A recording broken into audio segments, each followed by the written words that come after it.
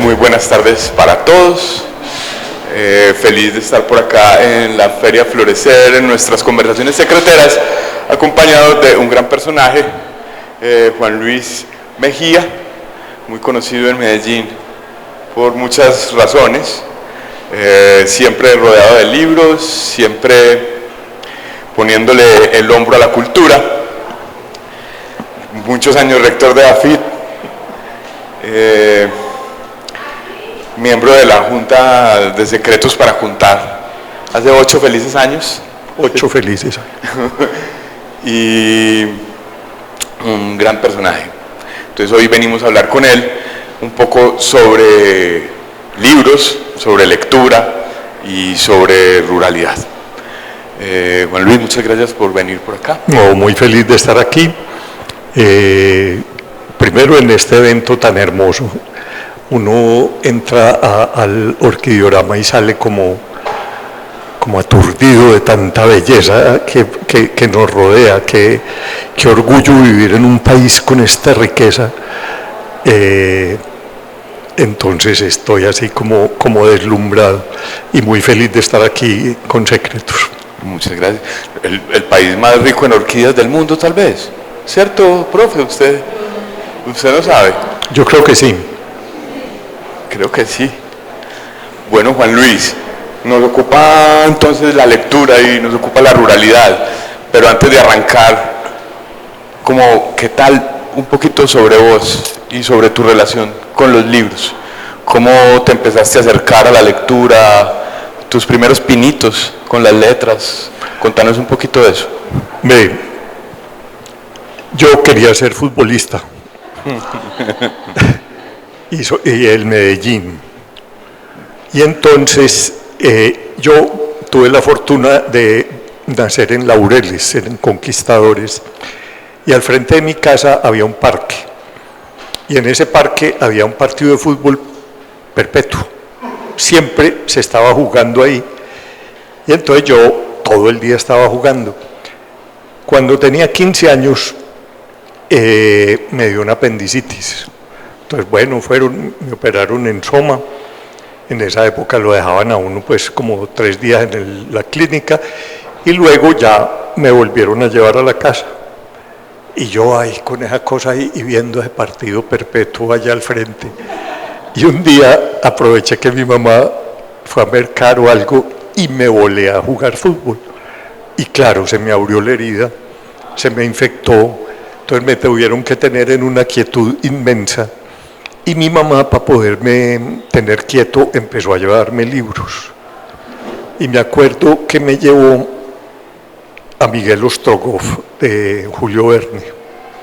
Y yo empecé a leer esa cosa. Y yo no me podía dormir hasta saber si él se había quedado ciego o no. Hoy recuerdo eso y me lleva a una reflexión. Y es que hay como 2 grandes momentos en la vida. El primero, que es aprender a leer. A mí ese momento me parece hermoso y a mí me parece como un acto mágico ver un niño que una letra o que 27 signos abstractos se convierten en una sílaba y después en una palabra y después en una frase. Eso es un acto mágico. Pues aprender a leer es de lo más maravilloso que puede ocurrir, pero no basta aprender a leer, sino lograr eso que yo logré esa noche con Julio Verne, y es la noche del asombro, la noche a donde un libro a uno le cambia la vida, a donde uno no puede cerrar ese libro hasta saber cómo termina, que esa es la otra magia. Entonces yo creo que lo más importante en la vida no es aprender a leer, sino la noche del asombro en que uno se hace lector.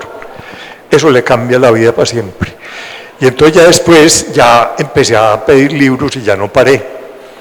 Y ya fui muy mal estudiante. Yo era un vago ilustrado, como un vago del siglo XVIII, que me aburría todo, pero todo lo que me caía a mano me lo leía, el almanaque mundial me apasionaba, me sabía todos los países, todas las banderas, me sabía, bueno. Y eso me cambió la vida, ¿no?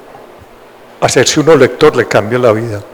Y yo creo que a partir de esa noche, uno lo que va es de librería en librería, de biblioteca en biblioteca, buscando recuperar esa noche del asombro.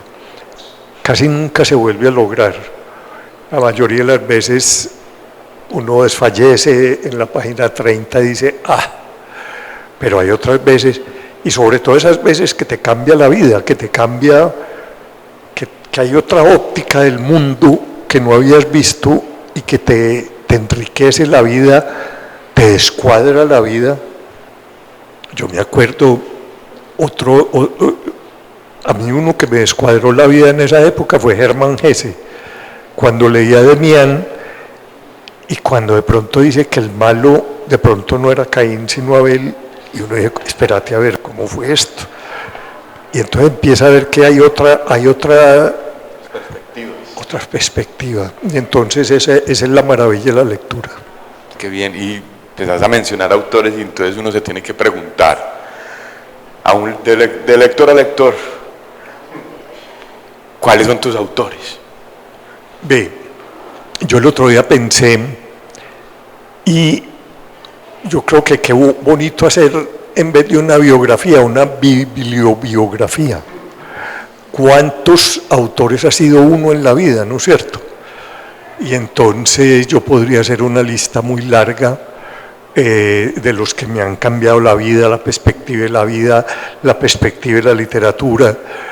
Entonces sería una enumeración muy larga.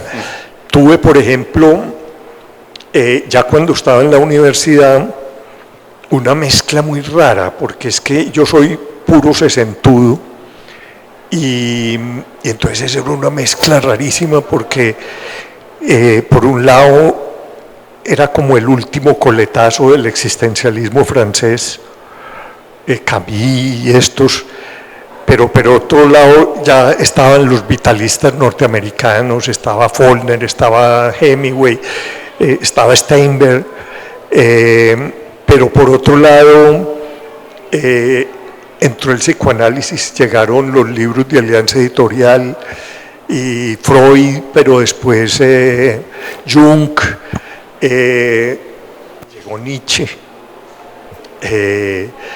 y bueno, entonces, y Marx. Ese lío para leer a Marx, yo me acuerdo, pues teníamos que ser de avanzada, entonces yo me acuerdo para poder leer el primer capítulo del Capital, aprender el concepto de plusvalía en Marx, no, yo caí me saco no. Entonces leíamos muchas cosas y después vino como otra ventana inmensa que fue el boom latinoamericano, y ese fue otro asombro. Cada que uno leía Carpentier, Rulfo, haber leído Pedro Páramo, ese siempre estar, y bueno, obviamente el Gabo de 100 años de soledad, que sigue siendo como juegos de artificio, Cortázar, La Rayuela. Además me enamoré leyendo en voz alta, con la que es mi señora hoy, leyendo Rayuela en la glorieta del Pablo Tobón, y luego ya pudimos ir a París y recorrer pues todos los sitios de Rayuela, y de pronto cayó a mis manos ni más ni menos que Borges. El tocayo tenía un pariente que se llamaba Memo, Guillermo, que era el que atendía la librería Continental, que murió muy rápido, un sábado jugando fútbol, hombre, se murió. Pero él fue el primero que estudió para librero en España. Y claro, éramos de la misma generación, yo en esa época era abogado, no conseguía pues ni para envenenar un canario, pero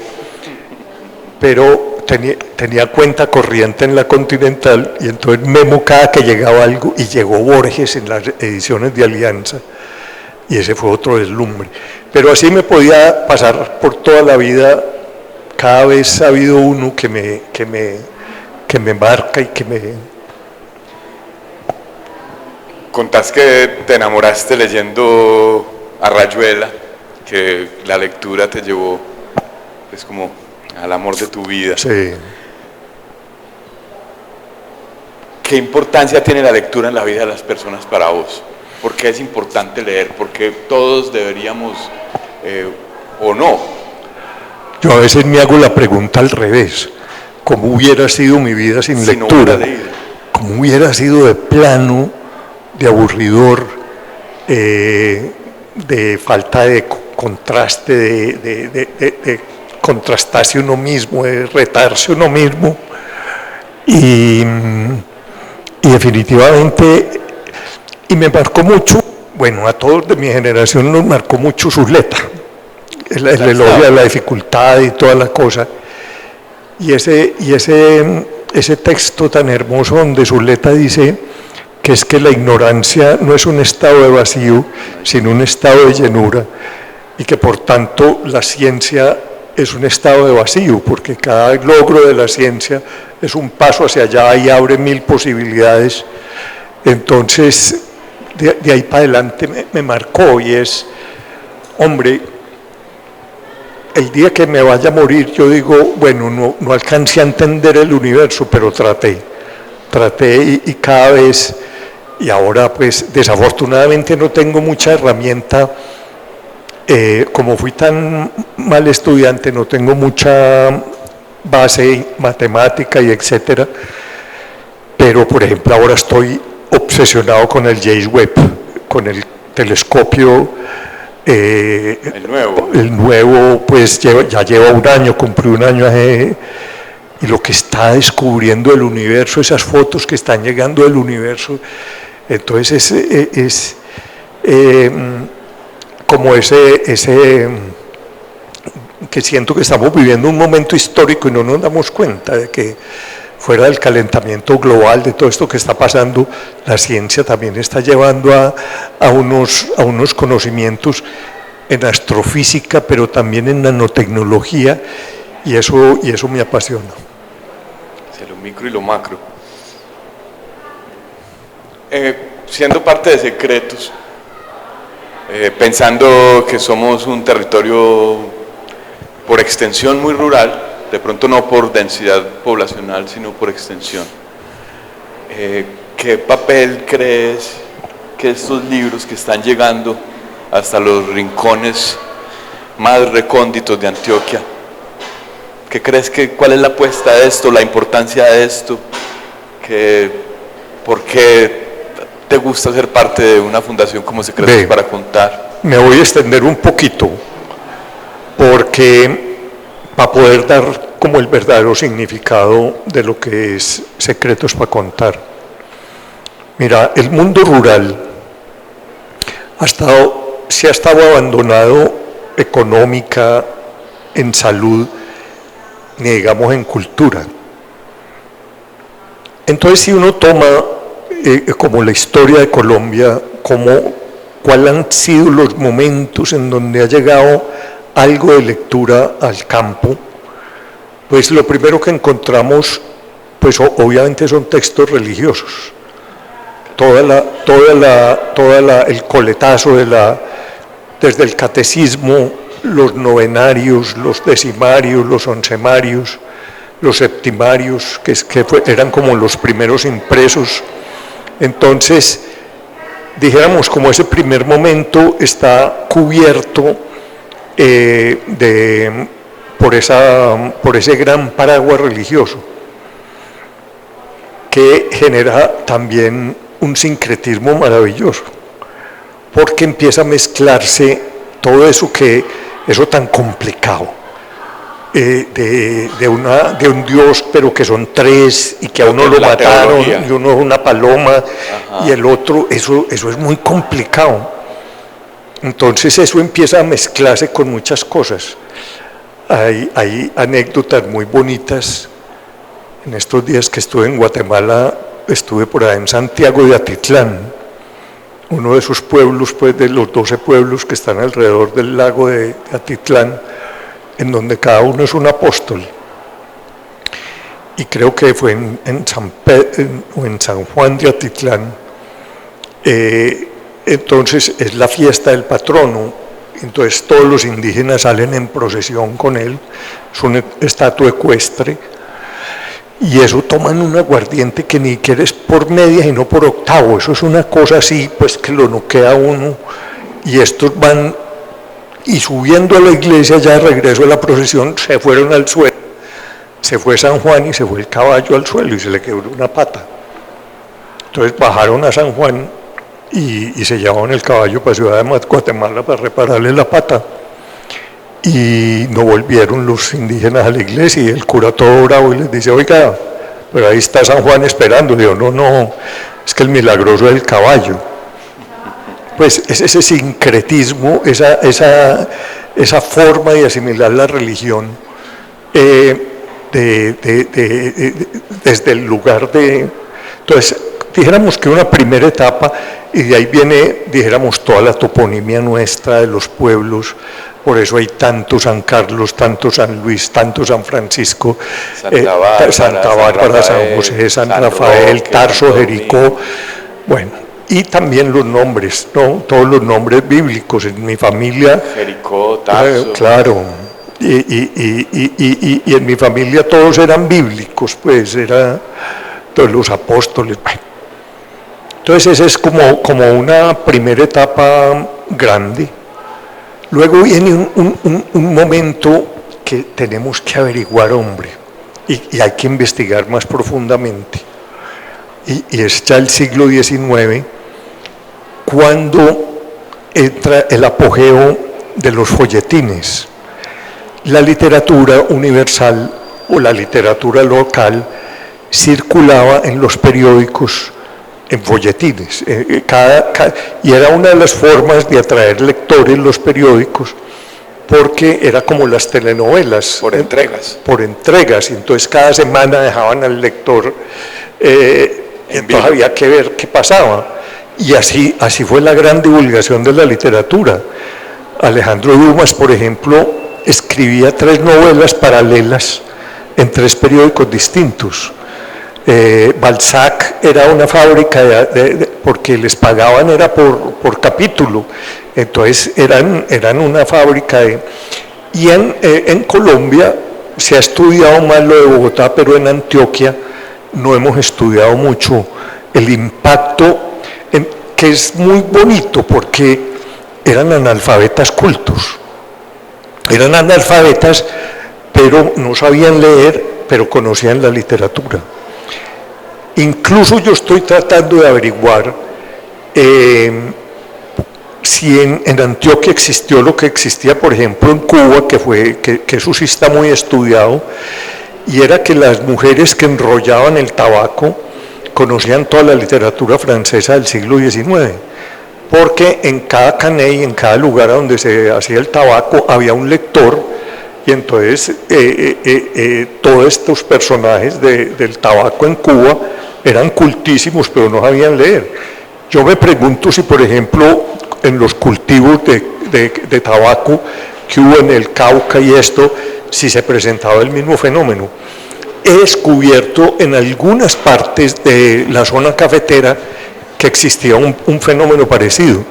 Por ejemplo, en una monografía de uno de esos pueblos encontré un rico sembrador de café que se llamaba Don Carlos no sé qué, pero en la época de cosecha contrataba un cosechero alfabeto que le leyera literatura francesa. Entonces él, mientras los otros cogían café, y se encarretó tanto que un día fue porque se encarretó con un personaje que se llamaba Nabor, hasta que un día fue a la notaría y dijo: oiga, yo ya no me llamo Carlos, me llamo Nabor. influido por toda esa literatura. Entonces, hay un momento también en el campo en donde puede ser que no fuéramos alfabetos, sino que había lectores en voz alta, que es un tema que es muy bello, que yo creo que es la mejor forma de introducir a la lectura, es la lectura en voz alta. Y me imagino que estos contadores de cuentos, los que llevaban de pueblo en pueblo y de cosecha en cosecha, de mina en mina, los cuentos de Sebastián de las Gracias, de Peralta, de todos estos, de alguna manera los habían tenido que oír en alguna otra parte o en alguna otra lectura. Entonces había también una gran distribución en el campo de una literatura oral, eran los Homeros que iban, y que luego estos primeros novelistas nuestros como Carrasquilla y eso lo que hicieron fue retomar, por ejemplo, esos cuentos y pasarlos ya a una literatura escrita. Y hay otra forma muy bonita que era el repentismo. Toda nuestra tradición de la trova y todo esto era la forma como los arrieros iban contando las historias que se iban captando a lo largo del camino e iban contando.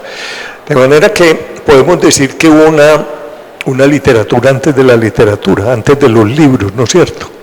La que llaman la oralitura ahora, muchas personas llaman la oralitura. Claro, claro, con cosas muy bellas.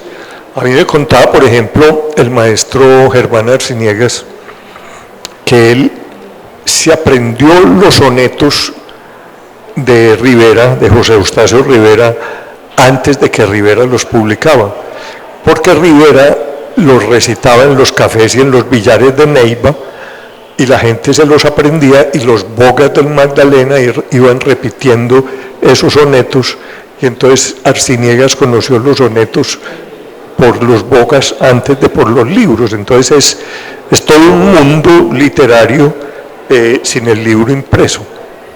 Entonces esa es como una primera etapa, dijéramos.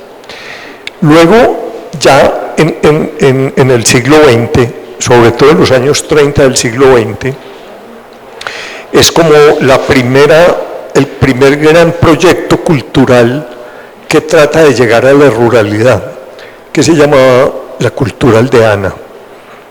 En épocas de la República Liberal, Luis López de Mesa, que era el ministro de Educación, con Germán Arciniegas y con todos estos personajes de esa época, arman un gran proyecto que se llama la cultura aldeana. López de Mesa tenía una teoría muy curiosa, y era que había que combatir el aburrimiento, que eso tiene que ver un poco con el ocio, que es un tema que empieza a trabajarse ahora a profundidad.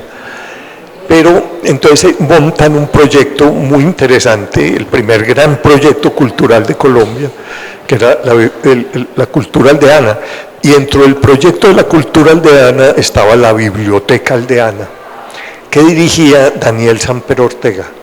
También Daniel Samper Ortega fue el director de la Biblioteca Nacional, y con el Ministerio de Educación organizaron la primera colección de 100 libros para llevar a todos los municipios de Colombia.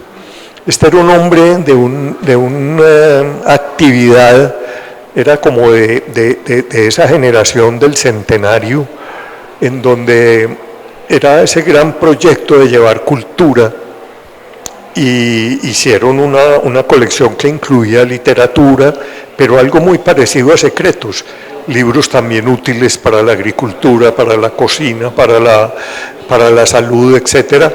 Y entonces esa biblioteca aldeana llegaba a todos los pueblos, incluso Daniel Samper Ortega, el abuelo de Daniel Samper, murió muy joven, de 42 años, pero él era de una actividad, y por ejemplo el municipio de Yarumal no le contestaba a la bibliotecaria, entonces él iba y le ponía la queja al político de Yarumal y le decía: oiga, allá mandamos los libros pero no me han contestado.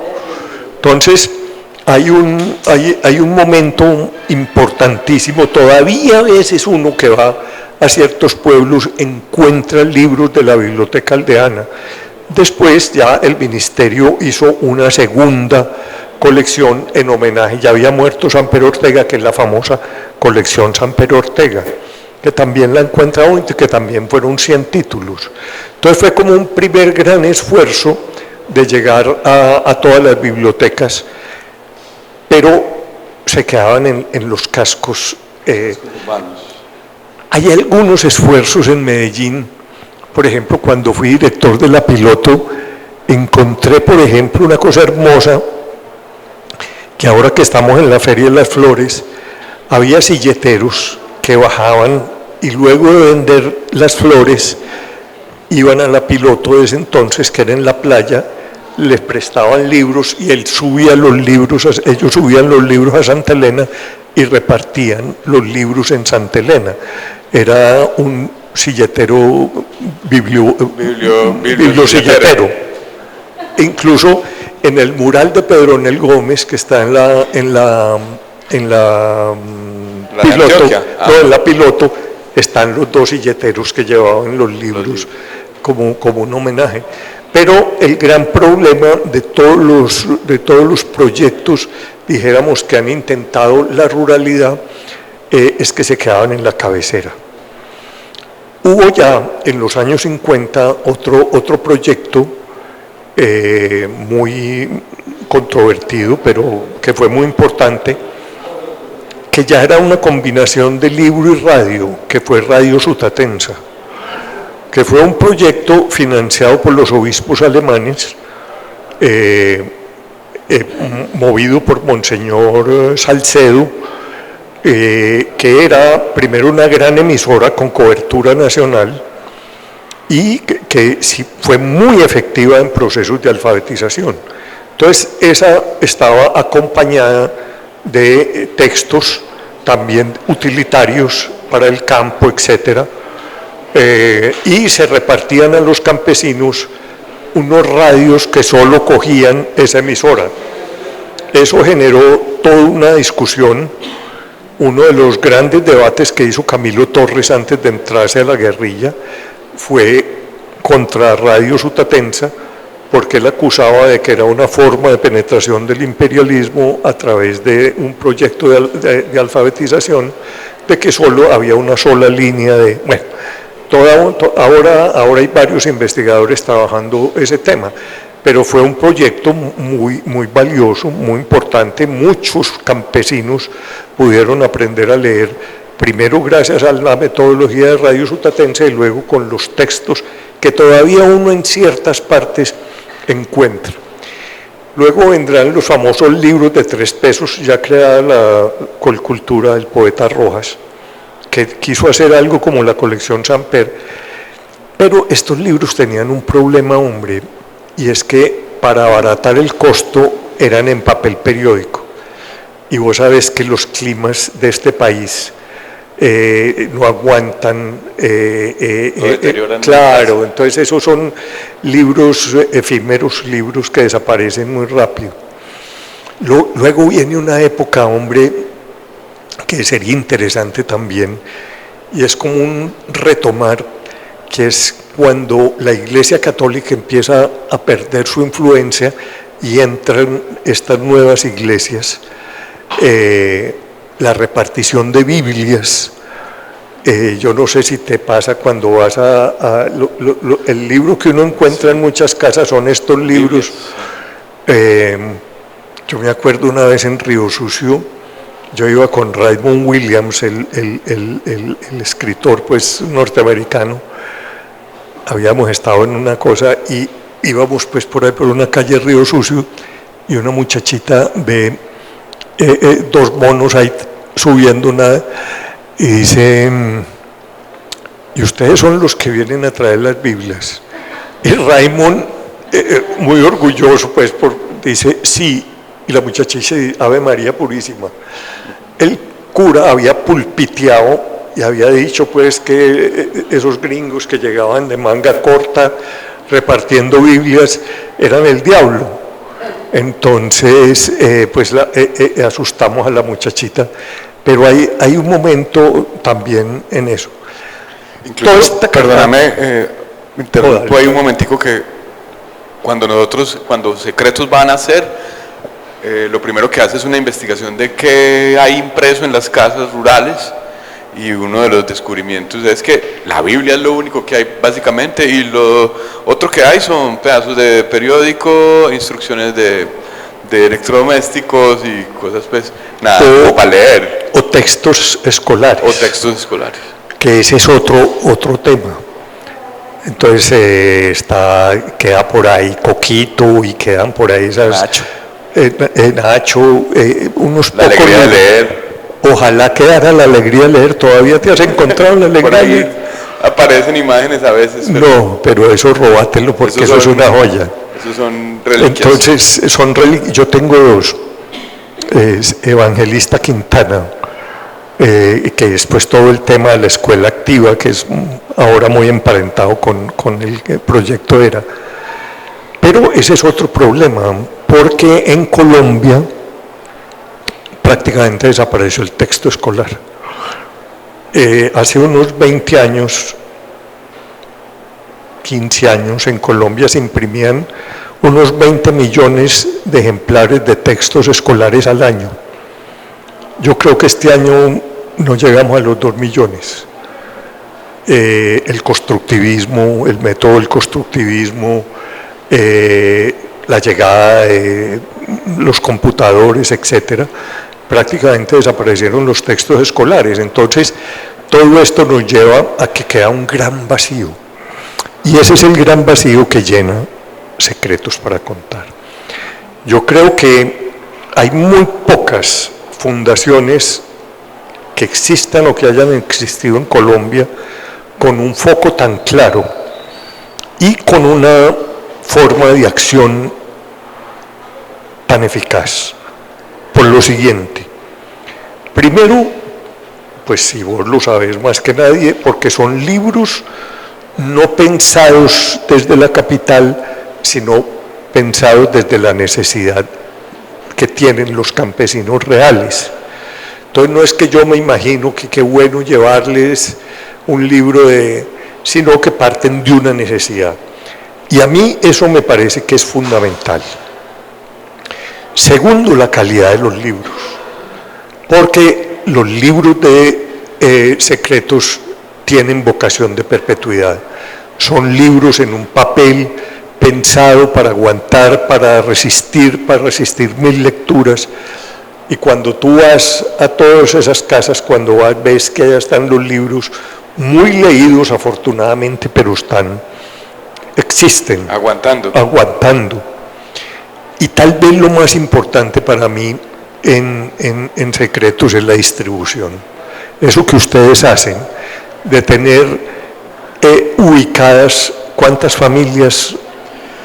Más o menos 210.000, 220.000. No hay un proyecto cultural en América Latina, y muy poquitos en el mundo, que tengan esa capacidad de tener identificado un público y llegarle hasta él, hasta el último rincón. Yo me quito el sombrero. Entonces, esos tres factores, llenando una necesidad, calidad en la edición y distribución, una red de distribución que llega a la última casa campesina, me parece que esa es la clave del éxito. ¿Me permitís la gratuidad? Que les llegan a ellos de manera gratuita, porque vos sabes que en el campo a veces no hay dinero, claro, para suplir las necesidades normales. Tenés toda la razón. Mucho menos para gastárselo en algo que, digamos, no es de la concebido no es de la canasta familiar, sí. No, pues dijéramos algo que para ellos sería un lujo. Entonces tenés toda la razón. Entonces son 4 elementos. Y pensar, hombre, 7 millones de ejemplares, es que eso uno lo dice muy fácil. Vamos para 8. Ya vamos sí, creo que 8. Ya lo cumplimos, ya pasamos 8 millones, sí. Ave María, 8 millones de libros entregados, pues desde que empezamos, sí. Eso no hay. No, en serio. Eso no hay un proyecto en América Latina igual a este. De manera que yo me siento muy orgulloso de pertenecer a Secretos y creo que todavía el país no ha descubierto realmente lo que significa y lo que ha significado esa cosa que ustedes llegan, que cualquiera de los bandos en conflicto lo respeta, esa confianza que ustedes se han ganado en todos los territorios, es que en los más difíciles, y ustedes pasan porque son los señores de los libros, ese valor de la confianza, eso no hay con qué pagarlo. Sí, muy bien. Sí, 8 millones de libros, con algo que decías que me gustaría aclararles de pronto a los que no saben sobre que parte de necesidades de las personas es que nosotros cada vez que vamos a entregar una colección de libros a las familias les hacemos unas encuestas y dentro de esas encuestas les preguntamos de qué les interesaría tener libros en el futuro. Entonces nosotros tenemos unos resultados grandísimos de un montón de respuestas que nos van a dar como unos top de interés, cuáles son los intereses, y según esos intereses nosotros es que vamos definiendo los temas que se van a sacar, porque no podemos sacar todo de una vez, tenemos que sacar de a poquitos. Sacamos generalmente 3 o 4 libros por colección y esos salen de esos intereses. Entonces a eso se refiere Juan Luis cuando habla de que son necesidades, que claro. Es también como darle la oportunidad a las personas de expresar qué quieren. Y por el otro lado también está el asunto de lo del diálogo de saberes, de que no solamente es acá producimos los libros y los llevamos allá, sino que también se indaga sobre los saberes de las personas que habitan los lugares donde van a llegar los libros, para que esos saberes se mezclen acá con los saberes que tiene la academia, con los saberes que pone la ciencia, y para que la tradición y la ciencia hagan, digamos, claro, enlace, claro, y nos lleven un libro de interés para todos, ¿cierto? Eso, y se me olvidó una quinta, hombre, la evaluación de impacto. Muy pocas organizaciones tienen una retroalimentación hecha por un tercero.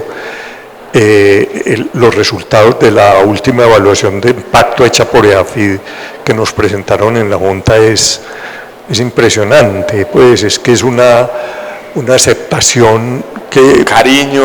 No, eso es... Una valoración impresionante. Y esa acogida mira el impacto que ha tenido el de la salud. Por ejemplo, ya hasta el sistema de salud está pidiendo... y no hemos terminado, apenas estamos en la mitad de la vuelta, ¿cierto? Un poquito más de la mitad de la vuelta ya vamos con ese libro.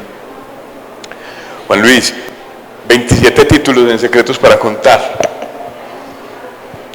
¿Recordás alguno en particular con cariño? Muchos, porque depende, como todo buen libro y como depende del momento, depende de la circunstancia y depende de los interlocutores. Entonces, por ejemplo, Más claro no canta un gallo. Para mí ha sido, ya llevo prácticamente 2 generaciones de sobrinos en donde la diversión por las noches son los trabalenguas, son las adivinanzas, sobre todo las adivinanzas y esto, y eso es pura cultura popular. Eso es que es el otro gran cambio, ¿no? Porque en los años 30 creíamos que la cultura era llevar cultura. La antropología nos demostró que lo importante ya no es llevar una cultura, dijéramos, o alta cultura que todavía llaman, sino es traer la cultura que está ahí latente y que no se dan cuenta. Entonces eso, con mi señora, todos los libros de agricultura y todos los libros de plantas. Queremos hacer una granja igual a la de la finca viva. De la finca viva. Obviamente estamos a 610 metros sobre el nivel del mar, un calor el berraco, pero ahí vamos tratando de... Muy buena que le puede quedar a la altura. Pero el espacio del reciclaje, todo es copiado de ese libro. Con mis alumnos, por ejemplo, el libro de resolución de conflictos, eso es de una utilidad inmensa. De manera que la variedad de la colección es esa. Si yo me quiero divertir con una lectura, pues ahí los cuentos, etcétera. Entonces, el menú está para todas las circunstancias, para todas las edades y para todos los momentos. Para el sentir, para el pensar y para el hacer. Exactamente. Más claro no canta un gallo, más gallo no canta un claro. Pues contarles también que es un libro muy peculiar, porque es un libro que precisamente es escrito por las familias antioqueñas.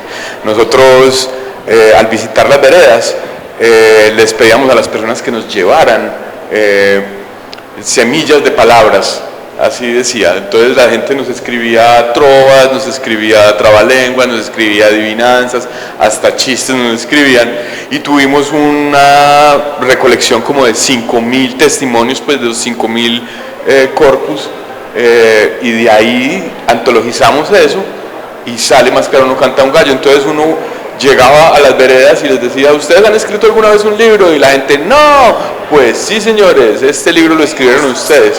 Sacamos este libro con todos los registros que ustedes nos dieron, y eso era maravilloso, la gente se ponía súper feliz. Entonces también como resaltar eso, que eso es algo peculiar, y es un libro bien especial. Entonces agreguémosle otro factor, que es la investigación en campo, que se devuelve, es que es... Sí, señor, el diálogo es hábil. Ya, me pegas el botellazo. No, es que... bueno, muy bueno, hemos conversado. No sé si los que están por acá quisieran preguntarle algo a Juan Luis sobre su vida y obra, o sobre secretos, o sobre lo que piensas de la lectura, de los libros. Lo que pasa es que yo le decía ahora que una vez que estábamos por allá en un café y había unos músicos de esos que están templando la guitarra y el tiple, pero nunca cantan. Y entonces que un borrachito se me arrima y me dice: vea, señor, es que para que esos músicos canten hay que darles una botella, pero después para que se callen un botellazo. Entonces yo creo que ya es hora del botellazo, ¿no?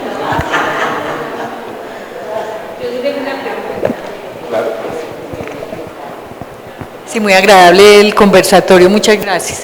Yo tengo una pregunta sobre qué otros departamentos se han interesado por los libros, porque es que esto se queda en Antioquia o es nacional. Es lo que no sé. Profe, mira, Secretos ha llegado, digamos, a todo Colombia a través de las redes de bibliotecas y de algunos convenios que se han hecho con el Ministerio de Cultura. Entonces, en las bibliotecas de la colección Semilla, que es una colección que se distribuye en las instituciones educativas de toda Colombia, hay algunos de los títulos de Secretos. También a través de las bibliotecas itinerantes han llegado algunos títulos de Secretos. Pero esas entradas, digamos, al territorio nacional no son con la profundidad que entramos en Antioquia. Digamos que la mayoría de las veces no está en nuestras manos la distribución, llega con una colección de libros de una forma que no es la nuestra. La nuestra es llegar a las veredas, reunirnos con las gentes y presentarles los libros. Y eso es lo que nos ha diferenciado con los maestros. ¿Cómo? Y con los maestros. Y con los maestros, y reunirnos con los maestros. Entonces sí hemos llegado, pero no con la penetración que tenemos en Antioquia, ¿cierto? Entonces, o sea, y además también a veces algunas empresas, nosotros funcionamos a partir de aportes de la empresa privada, muchas veces también de entes públicos, pero casi siempre son privados. Algunas empresas que tienen zonas de influencia en otros departamentos nos han llevado a entregarle los libros a las comunidades de sus zonas de influencia, pero son, digamos, particularidades.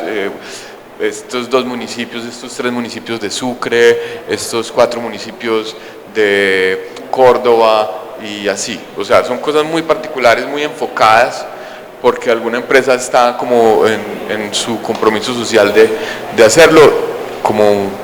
Es que, ve, yo creo que, y usando pues un ejemplo militar que no me gusta mucho, pero que representa mucho,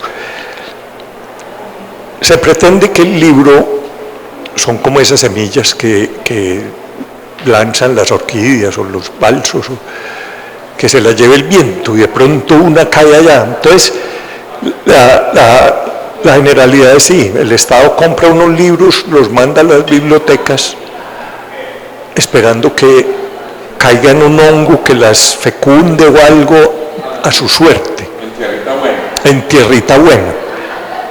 Pero en lo militar, a los paracaidistas hay que acompañarlos una infantería que viene detrás, que acompañe, dijéramos, eso que cayó del aire. Si eso no se hace, es muy poquito lo que se logra. Por eso el éxito de estos, yo ahora estoy acompañando por allá unas escuelas, en el Magdalena Medio entro, y cuando hablo de secretos para contar a esos profes se les abren los ojos. Es que es el único texto que tienen ahora, es que es lo único que les llega, y les llega acompañado de formación, de cartillas, etcétera. Entonces, si no lo hacemos, si no se hace así, el libro queda a su suerte. Puede que llegue un lector por allá recién operado de apendicitis y se lo lea, pero es muy difícil si no va acompañado de... ¿Y encuentra que el momento de la sombra? La noche de la sombra. La noche de la sombra. Buenísimo. Es que yo creo que si no hay elemento motivador, Claro. tal vez no tiene la garantía de éxito que Claro. quiere tener. Entonces, yo creo que, como dice Juan Luis, el libro te puede sembrar la libertad y la autonomía, pero también hay que acompañar como uno acompaña un niño en el crecimiento. Total. Si no, queda a la, no sé, puede quedar muy interesado, pero no. Sí, queda a su suerte y eso es muy difícil. Por eso te preguntaba, hay interés, pero tendría que formar otro grupo que vaya acompañando a los departamentos. Y es que, y hay una cosa tan hermosa, y es que la raíz latina de libro y libertad es la misma, que es liber. Somos libres por los libros. Ya. Juan Luis, muchas gracias.